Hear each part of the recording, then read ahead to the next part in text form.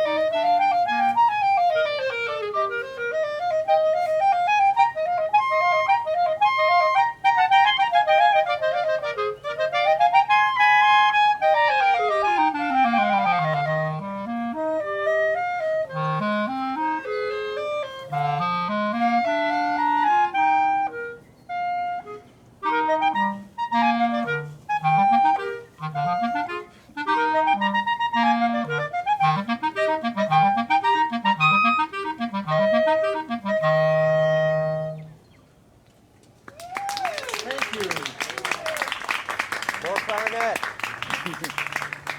That is the first movement of a duet written by Crusell, who was a Finnish composer.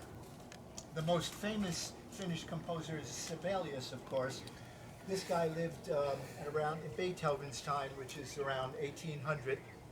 And he himself was a clarinetist, and he wrote a series of clarinet duets as well as concertos for the clarinet. And they're in a traditional form.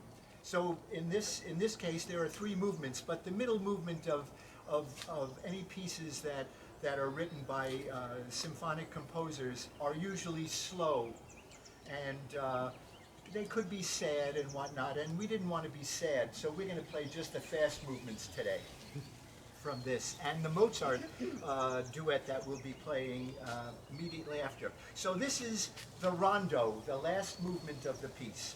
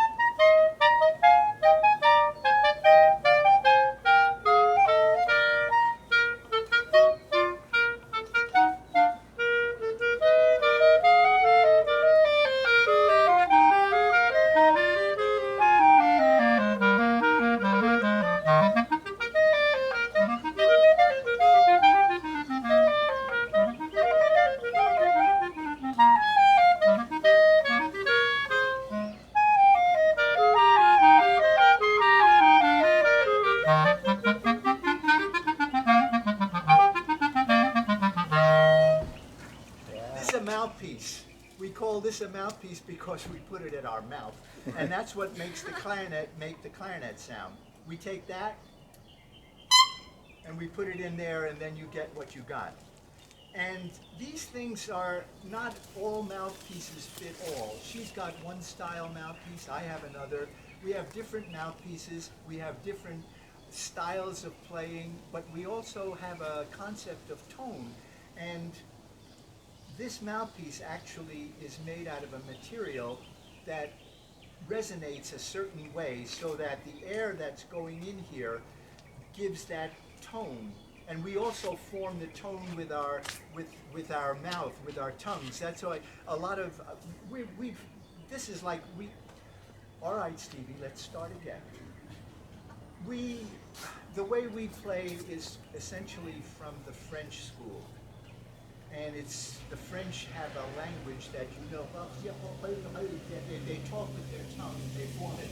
So when we blow into here, we're forming diphthongs to get the tone that we want, and we want this mouthpiece to translate that tone so that the tone that comes out of the clarinet gives it. And a lot of mouthpieces don't have that, and we can't play on mouthpieces like that because it's too difficult. So Hilary is looking for the perfect mouthpiece. She's already got it, but it's kind of like the secret of NIM. She needs to get that perfect mouthpiece. So she orders mouthpieces and mouthpieces and mouthpieces, and we try and we try and we try, and we send back and we try. But one day, it will come. So were you looking for a mouthpiece yesterday? Is that why you were here yesterday? That was Yes. a long story. We're to all explain looking for the yesterday. perfect mouthpiece. Yeah. But without that, we have to make do. So, and I think we have perfect mouthpieces. I love mine, and I know she loves hers. But there's got to be something better. Well, it's not like a marriage where it's forever. You can divorce yourself from a mouthpiece. Shall we play? Oh, this is a Mozart duet, by the way. So the other one was very nice and lovely, but Crusell ain't Mozart.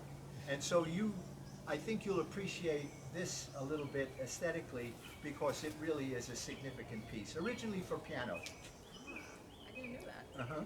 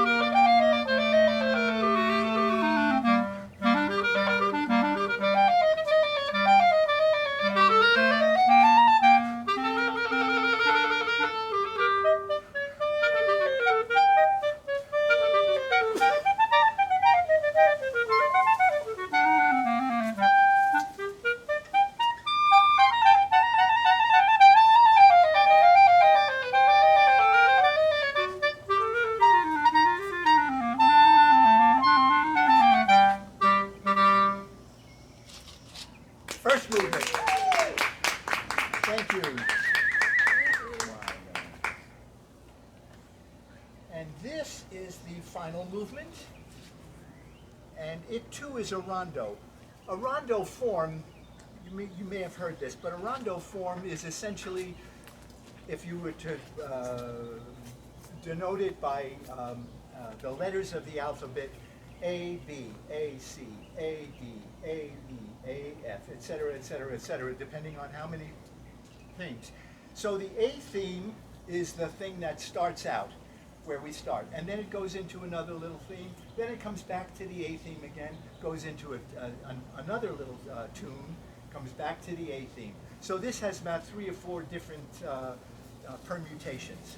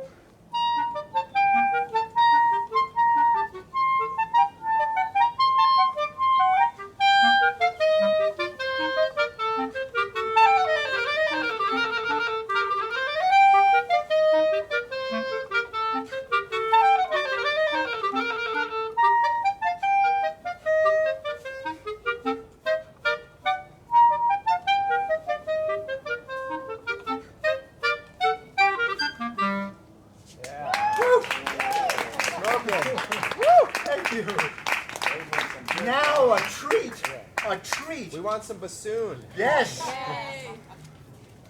You guys are consummate musicians. Do you think you could be 2 of the best clarinetists in the world? Serious. Come on. The world is a big place. We definitely You guys, it just sounds perfect. Well, Beautiful. thank you. Well, we've been playing with each other for a long time. You Yeah, think you And- make each other better? definitely. We both come from a similar school of clarinet playing, and so we never really had to adjust to each other's style of playing. It was understood that the vocabulary was the same. Yeah, And- the interesting thing is that when I was in high school and college, I heard about Steve's playing, and he was kind of my role model, so now I can play with him. So he's like a generation ahead of me. Generation, 3 generations, are you kidding? People my age are dead. You don't need to get better. That's true, you just need to maintain, right, Leo? We just need a fan like you. You're already great. And I'm sorry, I'm going to be. I'm Bill Lewis. I'm principal student with the Awesome Symphony, and we're very happy to be here today. Hilary and Steve did this at the concert in San Antonio. Steve came and said, "Billy, would you like to join us?" I said, "Sure." And so that's what I'm here for, and it's a great opportunity for me because I haven't played a note since March, in front of people. I happened to be at Disney the day it closed. I was there on March 15th, and it was still pretty busy. I was really surprised. Yeah. So to get out and actually see real people, you're like I think the 6th time I've got out of my house and seen real people in the last 3 months. So this is really exciting for me. And the piece that Steve chose is Divertimento by Mozart. Divertimento is just a piece that is a small group of people like we have here, mostly chamber music for maybe outside like we're doing right now, or playing for a dinner party or something like that. Originally, this piece was written for 2 basset clarinets and bass clarinet. Basset clarinet is slightly larger than the regular clarinet, and oh, by the way, I started on clarinet. That was my first instrument, and I switched it as soon as I could. But because I wanted to play a grown-up instrument. But so this transcription, and then it was transcribed for 2 oboes and bassoon, and then this one is also available, and it's kind of nice to hear it. It is in multiple parts, just like all the divertimenti would be. This one has to be a fast movement, and then we have a little kind of a waltz type of thing, a minuetto, then a slow movement. Fast movement, slow movement, then minuetto. No. Fast movement, minuetto, slow movement, minuetto, and then ends with the rondo. So it's got a lot of stuff in it. And we really appreciate your coming out today and doing this. And I really appreciate being able to play for somebody. And we appreciate him playing with us. Thank you. Yes, Billy. An A? How do you finger that? Let me take yours.